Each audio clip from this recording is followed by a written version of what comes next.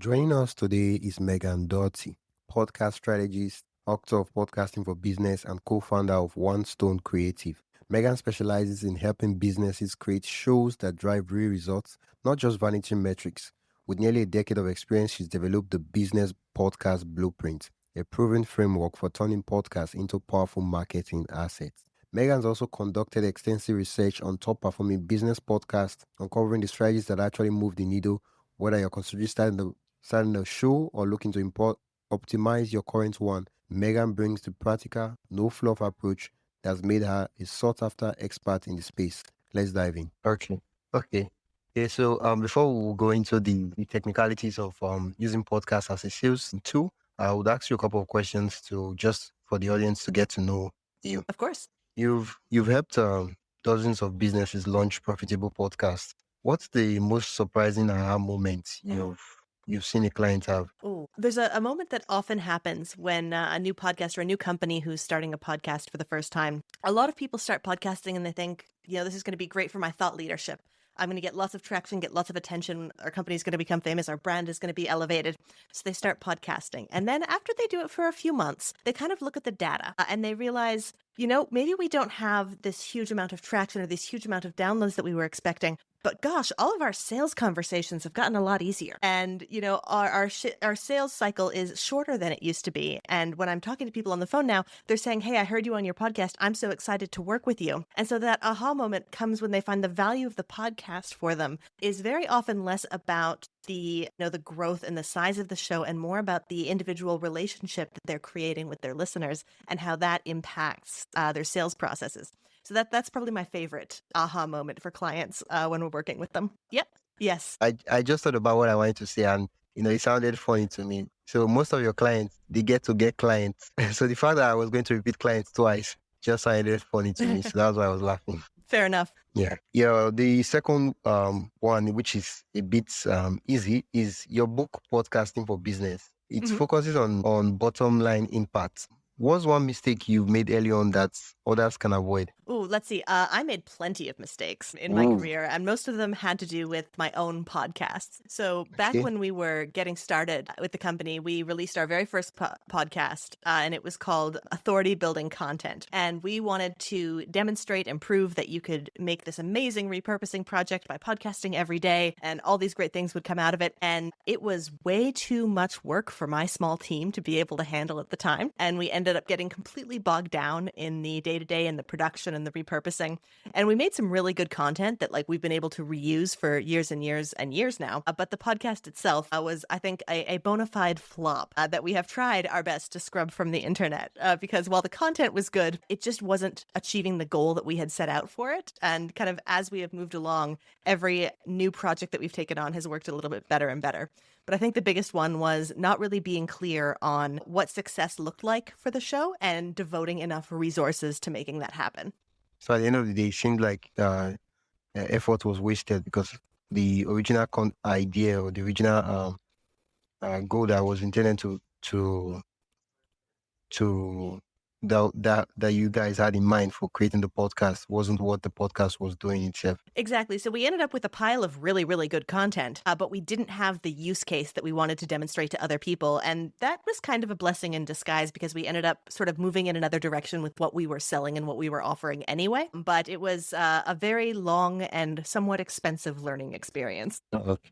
So what you're saying, if I understand you correctly, is that when you and your team launched the podcast, at the end of the day, you had to change the offer to match the content of the podcast. We just realized kind of that the podcast was not fulfilling the goals that we had. So what we wanted was to sort of demonstrate how a podcast could be turned into different things. And we just didn't have the bandwidth to effectively do that for ourselves while we were also serving clients. So it was one of those things where shoemakers' children go barefoot because we're doing all of this work for clients, but didn't have enough time to do it for ourselves in-house. So it was kind of a mismatch of goal and resources. Okay, so it's more like when you guys did not count the cost of what it would take to actually do the use case of the podcast. Exactly. We were young and naive. We're older and wiser now. Yeah. Oh, it's all right. Okay, you said I won't say anything on it. Let's just leave it as this. You said downloads are the worst metric for business podcasts. What Mm. should small business track instead? I love that question. I love talking about that question because it's different for every business. I've spent a lot of my time over the last few years looking at and exploring different ways podcasts can create value for business. And, there are some cases where downloads are a really important metric, but for most businesses, downloads don't actually translate into things like income or new clients or labor cost savings. And so when you start with rather what your goal for the podcast is, what the business goal for the podcast is, then you can design a show that fills that specific goal. And downloads are, for most businesses, not going to be a really huge part of that because the benefits are going to come from more relationships, either with guests or with your listeners. And they're going to appear in other ways. One of the most profitable podcasts that we ever produced, I don't think they ever cracked 200 downloads a month, but they did very, very well with the increased sales and shorter sales cycle that they got from their show. Oh, wow. They did not cross 200 downloads. Yeah, but Wow. they were No, I love you seems you wanted to add some backstory to the story, so I'd love to hear that. Oh yes, well, I was just that was one of the that was part of the use case I had mentioned kind of a little bit earlier, is because this was a business. It was a very high trust business, and so one of the partners, it was at a financial firm, was talking about his theory, work that he'd done, beliefs that he had, and when potential clients would be directed to those episodes, they would hear this man talking and think, "Wow, I really like what he thinks. I like what he believes. I like the kind of work that he's done." So people would call and say, "Hey, you don't need to do the song and dance. I already know you. I know that I want to work with you. Let's get started." And so he would get Wow. these very large clients for his firm very easily because they were familiar with him. And he didn't need 10,000 people to listen to the show. He needed the one right person to listen. Yeah. So it's for me, I'm just trying to imagine the scenario where you hop on a sales call with a potential client, and before you've gone through the script of the sales and everything, and you're like, I'm ready to get a client, and the client is like, hey, where should I put my credit card? No, all those ones you are saying, I'm not interested in all those ones. Where do I pay? Where do I make payments? And you're like, but I came prepared. I know that's exactly it, and we've seen it happen again and again in different industries. The podcast, especially when you really carefully direct people to specific episodes that you know are going to matter to them, like as part of the like the opening chat or the opening email discovery calls, they really see that you know what you're talking about and how it can help them specifically. And that's when they're like, okay, great, I know this. This is going to fit me. It works for me. Let's not waste our time on the song and dance. Let's just get to work. Yeah. And the thing is, for most of those persons, where they already know they have a problem, and so they're looking for a solution. And so the roadblock Mhm. for them is they have doubts whether you can solve the problem for them. And so if one of the episodes or the podcast just demonstrates that, yeah, you can solve my problem, then what's the roadblock? It's the next thing is, okay, let's get started. Yeah, that's exactly how it goes. Well, I like this scenario. 200 downloads, and well, it's really not about the funny thing is, I think where all these issue the what would I call it now, the desire for downloads, where it all comes from, is that mainstream, when podcasting is mentioned, it's usually from the persons of true crime, those big podcasts and all those, and those are the guys that talk about podcasts like big time. And so when people get into podcasts, I won't really blame them, because they don't get to hear the stories of these other kind of persons. It's so true. It's so true. Yeah, Yeah. the kind of the typical podcast, especially the typical, let's say the typical business podcast where, it's going to be 3 or 4 guys sitting around a table in a proper studio and they're just going to be Yeah. Talking yammering about about stuff for politics. 3 hours, right? Like, yeah, talking about Yeah. Bitcoin and how much they hate, Yeah. vegans. A lot. Yeah. Yeah. The thing is, Yeah. most of those people were famous before they started their podcast, or they've got Yeah. huge Oh, studio support wow. behind them. Exactly. But a smaller podcast, you're never going to hear the most profitable podcasts because they're being run by small companies who are only sharing the episodes with really specifically highly targeted individuals, and they're making bank. Yeah. I mean, one has to understand that podcasting can be anything you want to use it for, right? You can use it to get sales. You can use it for social good, social change. You can use it to educate people. You can even use it to win a what do you call it now? You can win a political office, like Trump did. Yeah. For good or Like, ill. you can basically use podcasts for anything. Wait. I forgot to ask you. You calling from the United States, right? No, I'm Canadian. Oh, you're Canadian. Oh, okay. But United States, they are your neighbors, so you get to see They are, and what they're my doing. business partner is American, as are most of my clients and many of my very good friends. So it's a Yeah, challenging political time for all of us. yeah. It's. I mean, he kind of just on the side, though. Shan, this has nothing to do with politics, but the fact that when they were mentioning his publicity campaign and everything, podcasting was one of like the major stuff.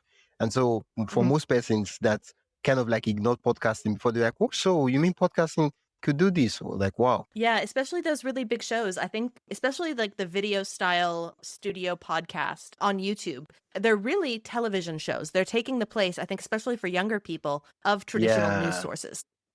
And yeah, so I think yeah, it is very important. If you're in politics, that's definitely, you should be paying attention to that as part of your PR strategy, because people are watching and they're not as paying as much attention, I think, to more traditional sources of yeah. news. I mean, it's different. Like, imagine now we're both having a conversation. If you were to make, let's say you wanted to make a YouTube video, it would be different. Mhm. You would just probably make a video about okay, how to turn podcast into sales, and the first bullet point, the second bullet point, the third bullet point, and Mhm. most of the times we don't really get to allow our personality to shine through the content. It's true. Yeah. Yeah, it's true. That's nice. Well, I like that you've made the choice for your podcast to have like nice, leisurely, long discussions with lots of time to get to know people and to really explore ideas. And I think that's a really lovely choice. And I don't want to turn the interview back around on you, but I'd love to know kind of what was your thinking behind that? Why did you decide to make this kind of a show? Yeah. I mean, for me, I never really understood how people got to do that kind of interview in 10 or 15 minutes, right? Mhm. It just did not, I felt like it wasn't enough, right? And even Yeah. the funny thing is that when we do 1 hour, right, because it's usually 1 hour, then most of the time I go back and I edit, I cut it down, remove those fluff, the Mhm. parts where maybe the guest is like, sorry, I can't hear you, or, all those Yeah. unnecessary parts, I remove it, and then it's maybe 45 minutes, 50 minutes. I realize that it's not even enough, especially when there's a really good guest where we have there's this connection, energy, and vibe, and Mhm. before we even talk about 2, 3 things, the time has gone so fast, and we're Yeah. like, wow, so yeah, that's why I just decided. I felt that the 15 minutes is not enough to do justice to it. Oh, that's Yeah. awesome. Yeah, I mean, if I was to switch into a daily show, then it would make sense that okay, I would have to adjust it to something shorter, treating the fact that people consume it every day and it's basically to start their day. But other than that, yeah, Yeah. Daily that's shows it. are not for the faint of heart. Yeah, no, no, no, no, no. No, no, no, no, no, no, no, no. No, especially considering it's podcasting. The funny thing I love about podcast is that it's hard, but the Mhm. fact that it's hard means that there are less players on the field. So if you get to do what you want to do, like the chance of you succeeding is high. Yeah, Definitely. And persistence is one of the most important things. Like that kind of persistence and the constant improvement in the types of conversations you have, the way you edit the show, the way you promote the show. There's always something to work on with podcasting. That's something I really like about it. yeah. The funny thing, I know the reason why I'm going to talk about this is because it ties into our topic. Is the funny thing about podcasting is that, why, Mhm. especially for interview shows, most people feel that, okay, podcasting, I'm going to get huge downloads and all that. For me, I just see podcasting as relationship building. Like, I'm like, okay, how do I build relationships with people in the industry? And I'm like, okay, I could do that with Mhm. podcasting, right? I don't have a product. I don't have any of those things I sell. And like the guests that come on my podcast, I reach out to them and, well, most of them, when on talking terms, I can easily slide into their DM and say, "Oh yeah, I'd love to have you on again." Compared to like, I'm just trying to imagine this scenario. Like if I had slid into your DM and I'm like, and I'm like, okay, and I'm like, oh, I'd love to talk to you. Like it's way different, compared to Mhm. okay, I'd love to interview for a podcast. Oh, absolutely. We call podcasting the magic calendar opener for something, because you can reach out to pretty much anyone and say, hey, would you be on my podcast? Most people are Yeah. going to say yes. Some people won't, of course, they've got their reasons, but most people are going to be like, yeah, I'd love to do that. Let's absolutely go for it. Yeah, and I think there was a story a recent guest shared with Louis Camejo from Content is Profit. I don't know if you're aware of the podcast. He talked about how when they started earlier on, using the podcast, he got most of the first clients he got were his guest. And I was like, wow.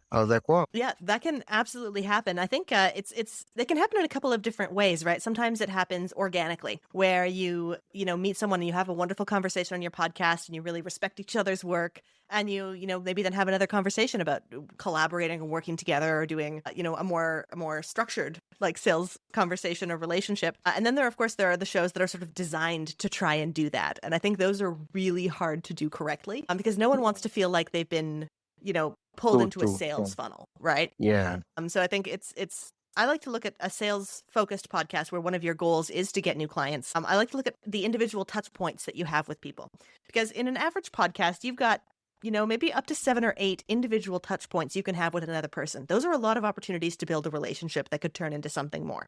So, there's the initial invitation, there's scheduling, there's a pre-call if you do that, there's the recording itself, there's the thank you, there's the follow-up, there's the 6 weeks later, hey, I got some great feedback on the episode, let me share it with you. Those are all opportunities to show how much you value the person that you've been talking to. And when you Yeah. start to systematize that, you can really focus on building relationships that can turn into possibly sales, maybe referral partners, maybe collaboration partners. I think approaching relationship building with intentionality is a lovely thing to do, but just kind of trying to aggressively get the sales, I think we all think that's sort of sleazy. I mean, if we keep in mind that people buy stuff from those they know, like, and trust, then we don't have to make any sales, because at the end of the day, you just need to make sure that people know what you do, not necessarily make them like, how do I explain this now? Like, you help businesses use podcasting to get sales. That's what you do, right? Yeah, we create podcasts that are profitable, however that means. Okay. Since I'm aware that that's what you do, right? If we are on talking terms, since I know you already, you're on my podcast, we've talked for, let's say, okay, we've talked for 18 minutes or 20 minutes now. If we talk for 1 hour, okay, I like you. And then over time of building trust, interactions and all that, I then trust you. And peradventure tomorrow, a business or someone, a guest comes on my show and like, oh, yeah, I've been thinking of how I could use a podcast. I'm like, yeah, I know someone. Yeah, I recently interviewed her on my podcast. I could refer you to her. So now, because the reason why, the funny thing that most people don't get by referral is that every time you refer someone, you're actually putting your reputation on the line. And so you don't want to do that referral for someone you don't trust. Absolutely agree. Yeah. Absolutely agree. And I think that's why for that type of podcast, it's so important to spend a lot of time thinking about the different parts of the podcast.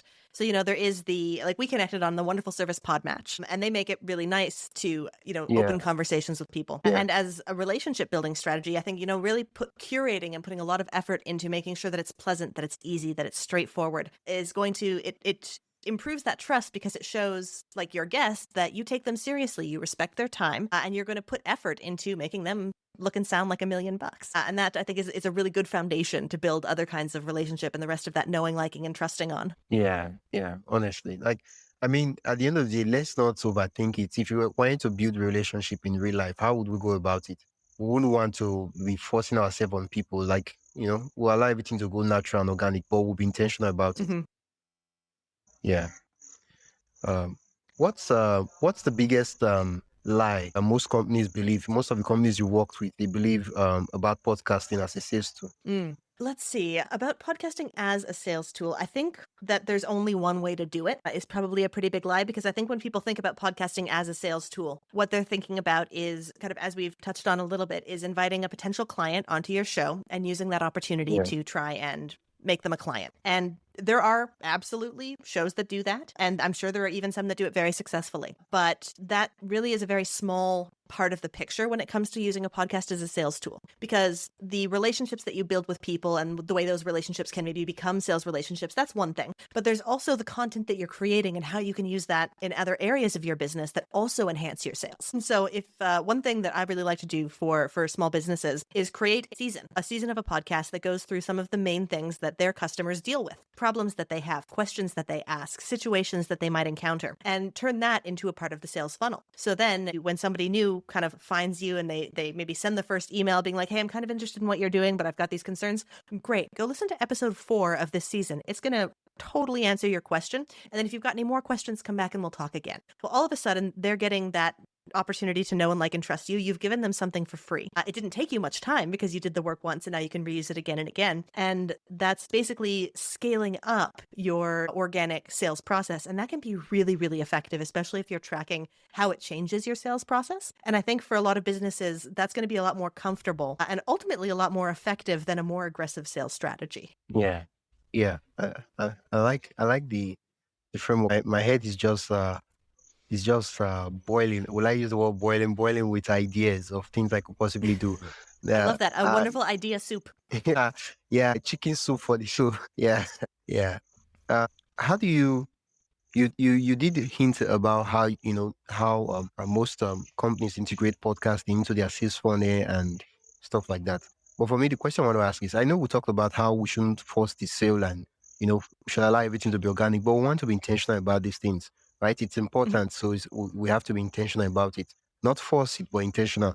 So the question I want to ask is: how do we structure our episodes, right, in such a way that we get to guide the listeners to a post to a we don't force them. We don't sell or push stuff down their throat, but we just guide them. That's a excellent question. And I think it's really important to be thinking about things in this way because it varies a little bit depending on who your ultimate target customer is. The type of podcast that is going to nurture a stranger into becoming a customer without your direct involvement, so an audience member becoming a customer, that's going to be a very different show than one where you're hoping your guests are going to become customers. So in podcasts where you're hoping that your audience members are going to become customers, I say you should almost always be entirely solo episodes and not have guests at all, because it's not about the guest. It's about you, your company, your intellectual property, your ideas, your insight. And that's what's going to be the most valuable and the most efficient at conveying your value to audience members. Now, if you're going the other route and you're hoping to talk to people as guests who could potentially become clients, the style of podcast I usually recommend for that is what I like to call a fix-it show or a strategic show or kind of a case study show.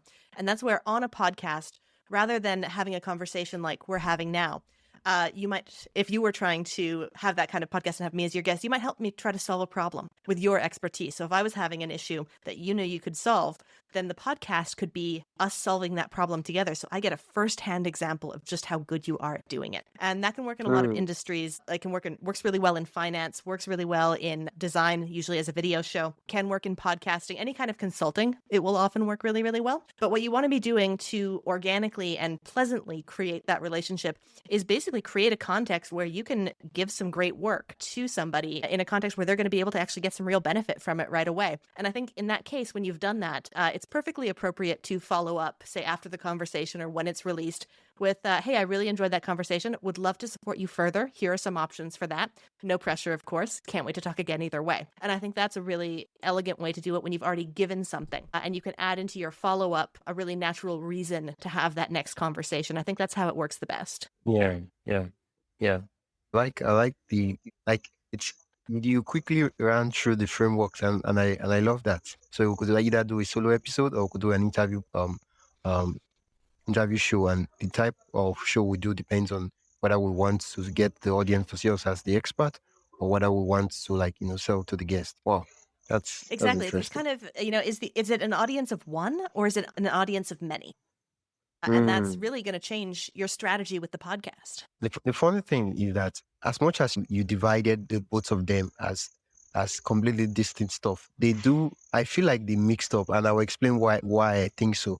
For the interview show where you get to where the host gets to solve the problem of the guest, right?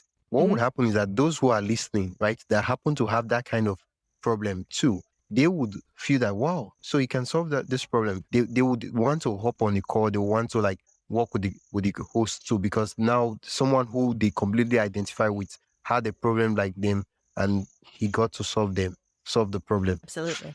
Yeah, and that of course is the beauty of podcasting. It's efficient. It's so you can have this really personal problem-solving conversation that can then be repurposed, and it'll still work for that. Probably not as fast as that conversation that you're having with someone, but I mean, hopefully it'll work exactly that way, and then you get evergreen value out of these episodes. And of course, you can use them the same way you would use a solo show. And when you do meet someone who has a similar problem, you can say, "Hey, listen to this episode. Let me know what you think." So there's basically no way to lose when you have that kind of show. Yeah. What you just said reminded me of a conversation I had with one of my friends, and I was telling him that clients don't want to believe with their own product they want to believe with someone else's product. So what I mean is that clients will prefer to see testimonial and see other persons you worked with and then believe, rather than having you work for them and then before they will believe that, oh, you are good. Yeah, testimonials are very valid. And of course, when you have a podcast where you do that kind of problem solving work, every single one of those is basically a case study. And at the end of the episode, if your guest is like, "Wow, that was amazing! You totally solved my problem," boom, extra testimonial, and it's recorded.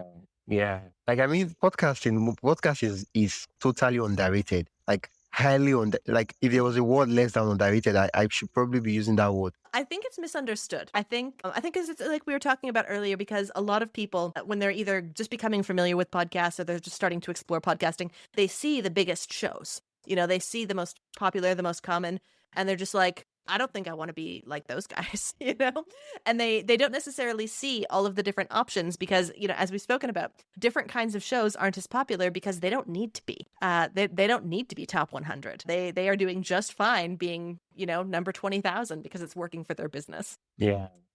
Honestly, like, at the end of the day, if you don't know your goal, I think success is determined on if a goal is accomplished. That's basically what success is, right? So if my goal is, okay, get clients, and I'm getting clients like more than I can even handle, then my podcast is successful, even though I get 200 downloads. It doesn't really matter what you think. Sorry, I think I lost your audio for a second there. Yeah, I don't know if you heard me up to the last point, but I was just rounding up on what you said.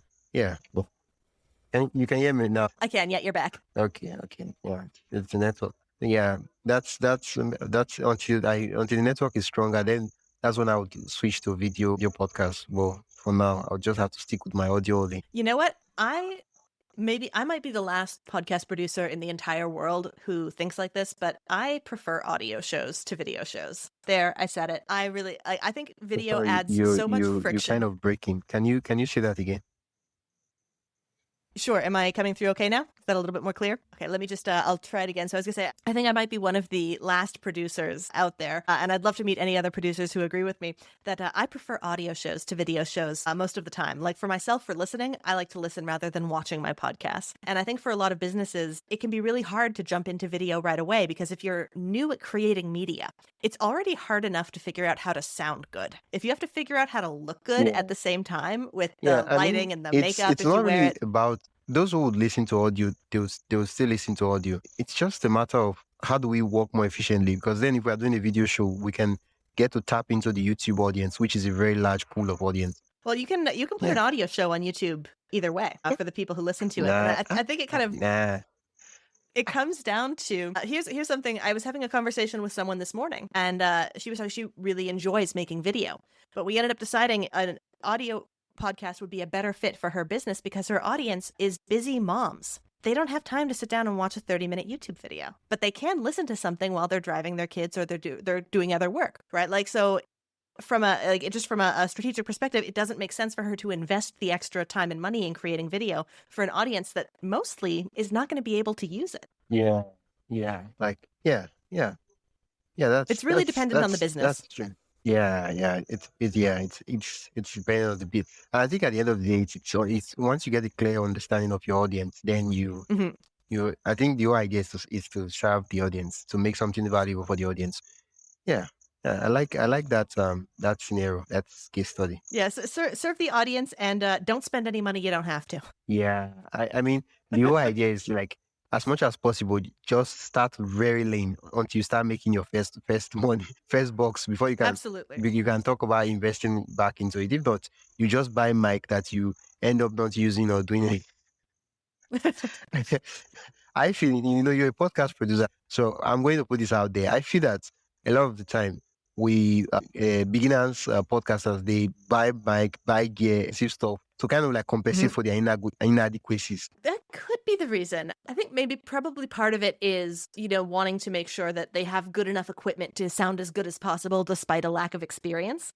Yeah. I think part of it is also a lot of people just like buying fancy tech. And podcasting has a lot of fun fancy tech. And podcasting has a lot of gearheads. Yeah, there's this feeling that comes when you buy stuff. Like it's a different feeling. It is. It's funny because you can go onto the internet. It's like, what do I need to podcast? And you can spend as much money as you want on your tech setup. Yeah. And I do think it's important to get at least a decent quality mic to start. But if the difference is, buying nothing but starting a podcast and buying everything and then letting it sit on the shelf, like just start with your phone. You can always get a mic. Yeah. You can always improve your audio quality and your video quality later. There's an argument to be made, prove the concept first. Make sure you like it. Some people start podcasting and they're like, actually, this sucks and I don't want to do it anymore. And that's easier to do. It's easier to back off. You want to do free trial first before you pay for the premium plan. Yeah, exactly.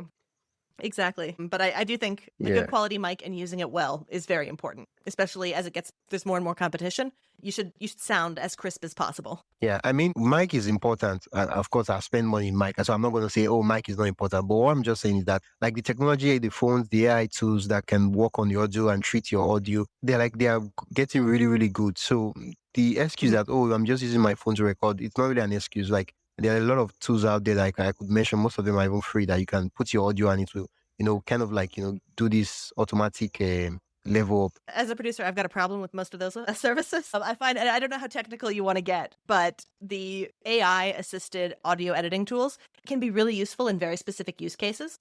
But the types of editing that they tend to do, I mean, any professional can hear them from a mile away. And I think sometimes they do weird, bad things to people's voices. And a lot of times the cuts are really choppy. Yeah. So I'm personally kind of prejudiced against them, but if you're using it to practice to get your sea legs, go for it. Can you hear me? Yeah, I hear. I think I hear actually what sounds a little bit like a cricket. Yeah, it's the network. It's kind of like fluctuating. So yeah, the last part I heard you was that you love the AI tools, but you have some issues with them regarding, it was the specifics I didn't get. Okay, yeah, and let me rephrase that because I do not love the AI tools. I think there are certain situations, I should definitely clarify that. There are situations where AI assistants could be really good. My favorite use case for it, the one that we use the most, and we are very choosy about how we use AI, is when there's a really big difference between how the host sounds and how the guest sounds. Using AI to make them sound like they're recording in more similar environments, I think that's a really solid case for it.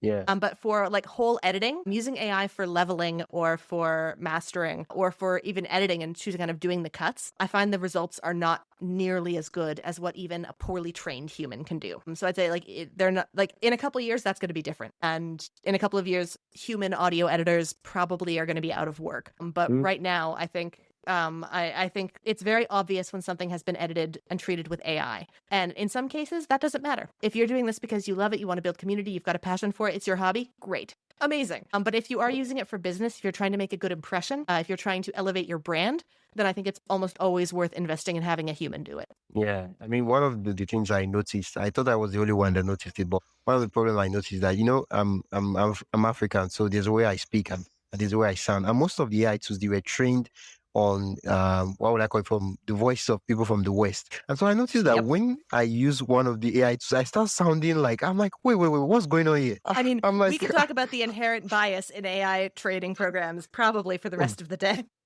Yeah, that's another topic for another day. That's problematic. The next question I want to ask is, what's your frame? Do you have a framework for choosing which product or services to promote on the podcast? So like in terms of if you're trying to get sponsors, or are you talking about your own products and services? Can you give me a little more information? Yeah. Okay. I'll just give it two scenarios. One scenario could be, let's say you start a podcast, hoping to, you have the intention that you eventually sell something to the audience, but you don't know what it will be. So you are like starting a podcast before you start the business, right? And then there are those who, they start the business and then they already have the business, they start the podcast, but then in their business, they have a lot of offers, right? They have like a lot of things that the business does, but not all the offers will convert well for the podcast. Okay, awesome. Thank you for that. Two excellent scenarios to talk about. So let's talk about the first one first. You start a podcast before you have a business. Now, you can have a couple of different reasons for doing that. Maybe you're starting a podcast to support a business that you're going to start eventually, or maybe the podcast is going to be a business in and of itself. And either way, if at some point, before maybe you have offers and services and a team and all of those things. If you do want to start trying to monetize your podcast, you might want to think you might be planning to get sponsors. Sponsors are only really lucrative when you're at like the very highest levels. Most of us don't start off anywhere near there. But what you can do if you have a really good connection with your audience and if you've got a really well-niched show, you can kind of ease into it with affiliate marketing. And so if there's products and services that are a match for your topic that you think will be of use to your audience, you can talk about them. You can create your own affiliate links from a lot of different sources, and you can share them in your podcast and use that to see what calls to action people follow, what links do they click from the show notes, what emails do get responded to when you promote different things. And so you can use that to start sort of testing the waters for monetizing in that way. Now, if you have a business and you're starting a podcast, what I would recommend is really think about kind of what is the podcast talking about? What is the journey that a listener is going to go on for which a product would be helpful? So like, let's say, so I have a podcast, I have a podcast production agency, and my podcast is about solving podcast problems and strategizing with podcasts. And I've got a lot of different ways that if someone is listening and they're like, oh, hey man, I could use some of that. I have offers that I can make and I make within the podcast. Hey, here's how you can do this thing if you want to. And that's a really natural fit for me. To cut in, but what's the name of the podcast? So for those listening that are curious to know what the podcast is about, just give us like 15 seconds of what the podcast is about. Yes, my podcast is the Business Podcast Spotlight. It's where we look at the problems and challenges that business owners face when they are podcasting, and we strategize to solve those problems. And it's a new show, just launched a couple of weeks ago at the time of recording. And what our plan is to have guests come back a few months down the road and report on their progress so that we can see in real time how all of these different business owners are leveraging podcasts within their business. It's been a lot of fun so far. So you're doing the interview style podcast for your podcast? Yeah, it's an interview style. So every episode is a conversation with a business owner who is either podcasting or thinking about podcasting. Wow, that's free coaching for them. It's free coaching for them and hopefully free insight for everybody listening. I just hear free, man. I get excited. Wow, okay. Of course, you give us a link for those who are interested to come on your podcast too, so they can, leverage the opportunity. But you can continue with what you were saying before No, that's okay. I very much appreciate it. That's the best kind of interruption is to get to plug my show. So I always appreciate that. But yes, I was saying, so as a business owner, if you do have a variety of offers, you'll usually want to stick to one or two in your podcast because people have limited attention. And they've got limited things they can do after listening. So focusing on one and repeating it so people get used to it is one of the best strategies. And especially if within the course of your podcast, you have a chance to really talk about the problems that could be solved by that offer and specifically the ways that the offer solves the problem. So let's say you have a membership community and it's a paid membership community. You might make part of your podcast answering questions from members of that community or highlighting people who are in that community so that everyone who's listening who's not part of the community gets to hear about it and gets to almost experience a little bit about it and kind of say, oh man, there's some great bits and there's some great learning and there's some great people in that community. I should really think about joining. And that would be kind of one method to do it. If it's a higher ticket service or like a higher value or higher deal value, then it's probably going to be more on the talking to past clients in a real case study style. Is what was the actual transformation that you created for someone, and what value did they find from working with you in that way? And then of course, understanding that every now and then you might get really lucky and some stranger's going to hear your podcast and be like, I absolutely want to buy that high ticket offer immediately. That's not going to happen very often. So an easier, smaller call to action like join the newsletter, join the free community, subscribe to the show, follow on social. That's going to give you more touch points. It's going to give you access. So when you are promoting your products and services on your podcast, think about ramping up the engagement slowly over time. Someone's going to become a listener, then maybe they're going to become a social follower, and then maybe they're going to become an email subscriber, and then maybe, eventually they're going to become a client of a higher ticket offer. So as much as possible, it's my key takeaway from what you just said so far is we should intend to build trust, not just sales. Like look for every little possible way we can build trust with the potential clients or that audience in this case. Exactly. Yeah. Build trust and specifically build trust by showing that you can walk the talk. Yeah.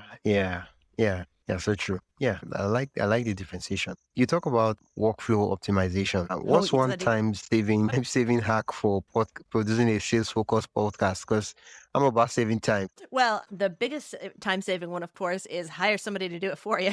But Wow. that's not always possible or not always feasible. I always recommend being very ruthless about strategic decisions in podcasting. There is a lot of podcast work that feels really important, but that isn't necessarily. So, a lot of people think, okay, I'm going to plan my episode, I'm going to record my episode, I'm going to edit my episode, I'm going to repurpose my episode, I'm going to share it all of these times on social, I'm going to put it on my blog, I'm going to send it out in my email newsletter. All of these things are good, but not all of them are generating business value. So I think it's important to get really, really clear on which of your actions are the ones that are most likely to contribute to the business value that you want, whether that's sales or whether it's labor cost savings or whether it's authority, whatever it is. Ruthlessly prune anything that isn't that.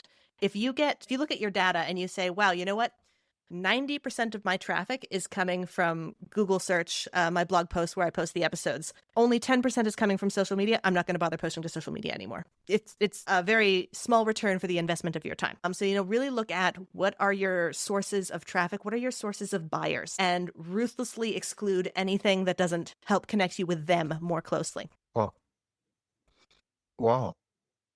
I mean, what you just said is basic business I 101 decision making. I hope so. Because no, because in every business, resources are always scarce, right? You have a limited you have finite amount of money, finite amount of time, and then there are Yep. infinite possibilities of things you could basically be doing, right? There are Totally. so many things you could do. So the question you want to keep asking is, where will I put this money this time that I will get the highest return on investment? Yeah, absolutely. And it can be really hard to do as a podcaster, especially if you're newer to podcasting and if you don't have a lot of friends and colleagues who podcast, you don't know. You see what everyone else does and it looks like everyone else is everywhere all the time. What you may not know is that they've got an entire social media team at their company. Or the biggest Yeah, podcast that's, on YouTube and has all of these shorts, they've got a staff of 40. Doing yeah, that work. If you're one person, the most important thing you're probably going to be developing with your podcast is your relationship with guests. So, do yeah, enough work to make your guests look and feel awesome. Like, yes, give them graphics, give them cool stuff, but don't stress too much about filling your own socials with all of that clutter that no one's clicking on anyway. Really focus on, what's going to make a difference to you. Exactly as you said, business decision making 101. yeah. Well, okay. You said the first answer you gave was hire someone, and then you said if you can't hire someone, you have to be ruthless about the things you spend your time and your money on. So for me, I want to chip this in, and I know that could be a topic of its own. I think there's this trend about AI and automation. Is it a fluke? Sorry, could you repeat the question? You cut out just for a second there. I said there's this trend about AI and automation, right?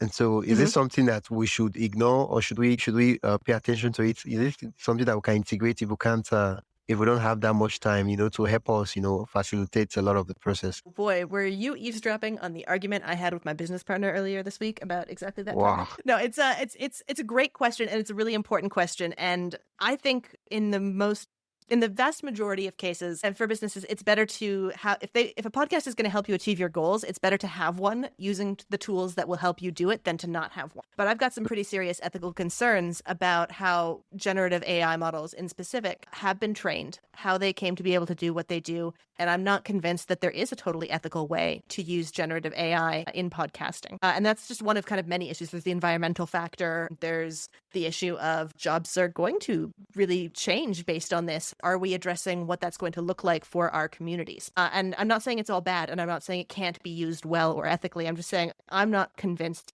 that there's a way to ethically use it right now that I'm personally comfortable with. Everyone's got to make their own choice about what they are comfortable with. But I know for me and at my company, we've made the decision to not use generative AI tools for the production work that we do for clients just because of those reasons. But your individual business and your needs and your situation could be different and you might make a different choice. And I would certainly never judge that because I think AI is here. I hope it becomes much more legislated. Right now, it's kind of the Wild West, and I don't think it's going to go away totally. Wow. I feel like it's this kind of statement that someone will make and they'll drop their mic, and before they drop their mic, they'll say, "I said it, sue me." Well, I'm wondering in a couple of years if I'm going to have to eat my words, which is of course a possibility. So we'll have to see. I think at the end of the day, everything you keep saying, I think you should keep adding the word YET. Yet I don't use Yeah, AI it's a tools very good yet. word. I in my company we don't use AI tools yet. You understand? So that the future No. it has a lot of possibilities, but for now we're not using it. Exactly. Yeah. And I think I want to keep, following what's happening and, being aware of the different technology. We have even in the past before I kind of came to this personal stance for right now, like there was a little while where we did use an AI show notes writer, and compared to the human, it sucked and it didn't save us any time and it didn't save us any money. So we went back to having a human do the work because it ended up costing the same, but the output was better. Yeah. Yeah. Oh, Yeah, and I'd like to reiterate, no judgment. Like my company and I, we've made personal decisions that work for us. That's not necessarily going to work for everyone. Everyone's got to make their own choice about how to navigate this whole new world of technology. Yeah, yeah. I like the fact that you keep saying that this is our decision. This is not necessarily the what would I call it now? What's the word I want to use? The standard, but this is what we've chosen, the path we've chosen to take. Exactly. I wrote in my book that, everything in the book, it's what we've discovered from research, from experimentation, from experience. It was not handed down to us by a podcasting deity. You can find your own way. You can figure out what works for you. And if it goes completely against what I say and it works, then amazing, it works. Okay. For every question I ask you, I'm realizing that, dude, each of those questions could actually be a topic, an episode topic of his own. And I'm like, oh. The sign of a great conversation. I mean, I'm having a great time. I hope you are too. Yeah. Because for me, I'm looking at the time, it's 55 minutes, and I'm like, wow, I have a ton of questions here, and I've not even gone through 50% of them. And I'm like, wow, well, we'll have to work with what we have. Yeah. There is what is it? I think it was restriction breeds creativity. So sometimes that's sometimes a benefit of a shorter show, right? Yeah. Is that you only have a certain amount of time, so you've got to get to the good it's stuff. It's very important. Yeah. Obviously, in the future, I could invite you for a follow-up episode and something like that. Yeah. That's always fun. Yeah.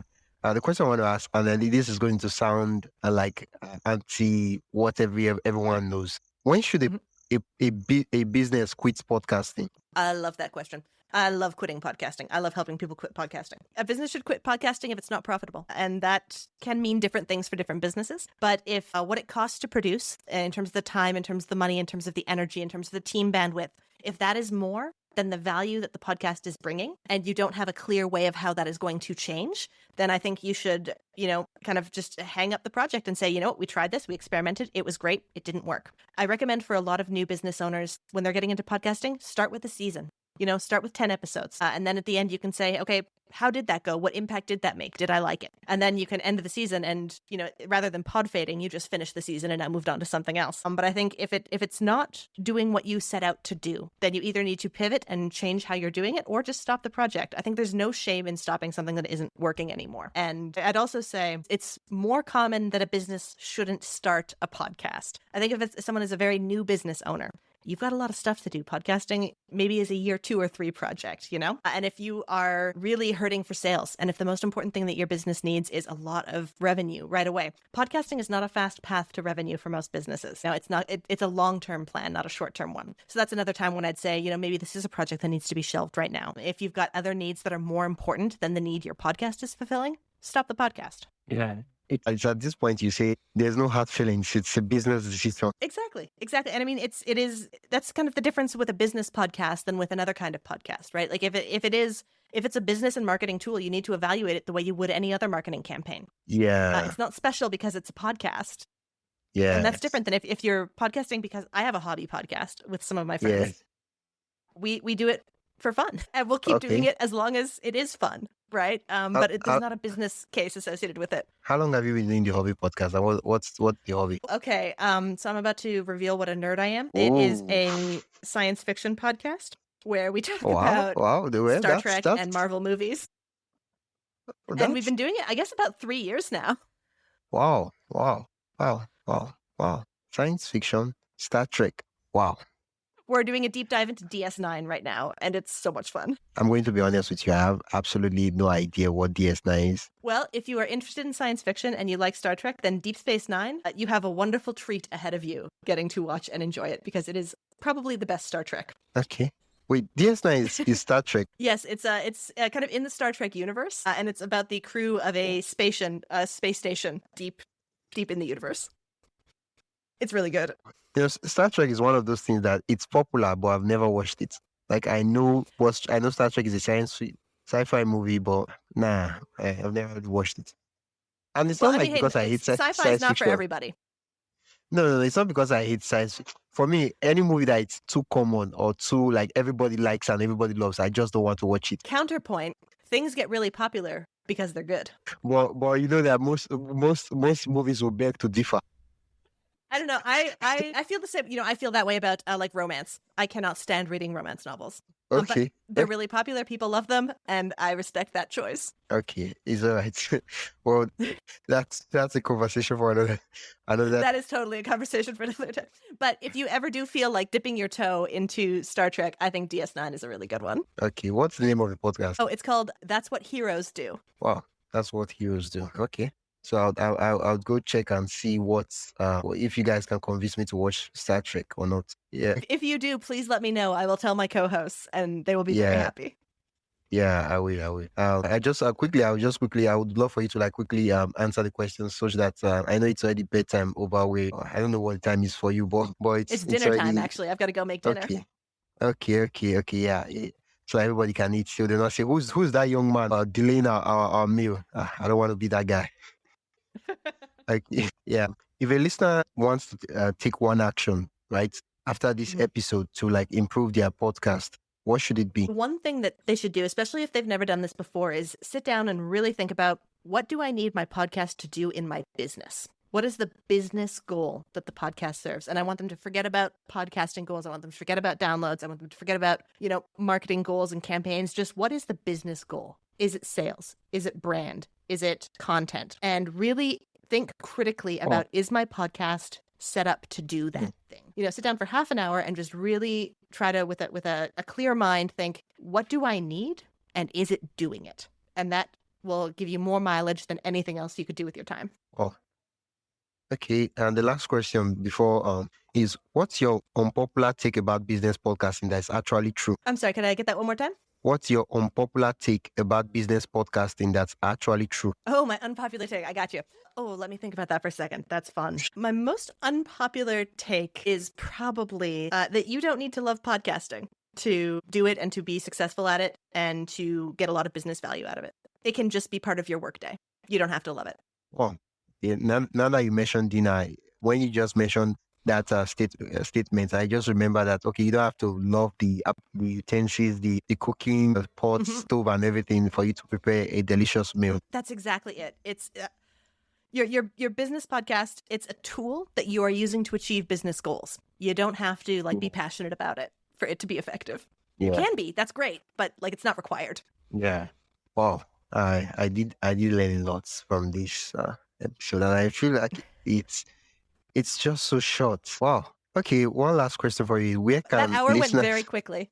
Yeah, it went very quickly. Where can listeners learn and connect with you? I don't want to keep talking before we use another 30 minutes. Yeah, our everything about how to connect with us, what we do, how to get in touch is at onestonecreative.net. So that's ONE stonecreative.net. And from there, you'll be able to find a contact form. You can email me. You'll find the socials where we can connect that way. It's all right there, as is our podcast. Could you say your name? Because I would read your name for the introduction during editing. So I just want to hear you pronounce it. Absolutely. It's Meghan Dougherty. Yes. Sorry, I might have forgotten it. It's Meghan Dougherty. Okay.